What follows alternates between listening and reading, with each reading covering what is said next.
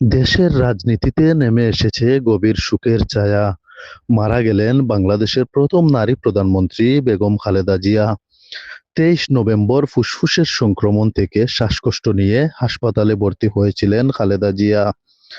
এরপর দেখা দেয় নিউমোনিয়া, এর সঙ্গে ছিল কিডনি, লিভার ও ডায়াবেটিক্সের পূর্ণ সমস্যা। চিকিৎসকেরা সর্বোচ্চ চেষ্টা করলেও একটি রোগের চিকিৎসা করতে গেলে আরেকটির উপর বিরূপ প্রভাব পড়তে থাকে। শেষ পর্যন্ত তাকে আর বাঁচানো যায়নি। রাজনীতিতে খালেদা জিয়ার অবদান অমলিন।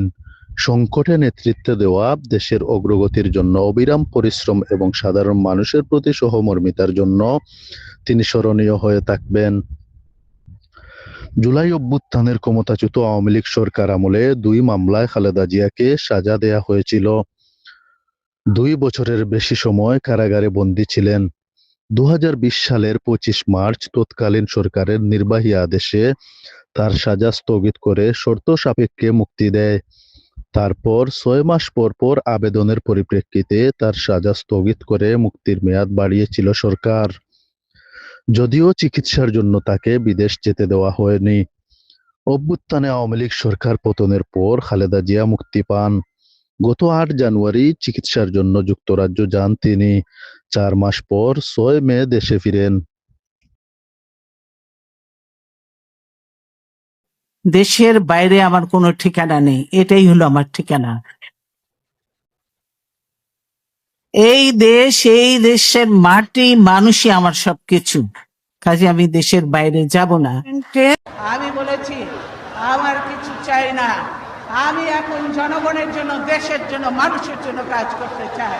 আমার প্রধানমন্ত্রী হওয়ার কোনো শখ নেই, আমার কোনো প্রধানমন্ত্রী হওয়ার শখ নেই। আমার শুধু আছে আমি এই দেশের এই ছেলেমেয়েরা যারা নতুন ভোটার হয়েছে এবং জনগণ যারা ভোট দিতে পারে না, আগামী ভোট দিয়ে এই যে ভোটবিহীন সরকারকে তারা বিদায় করে দেশের জনগণের সরকার প্রতিষ্ঠিত হবে। এই কুত্তার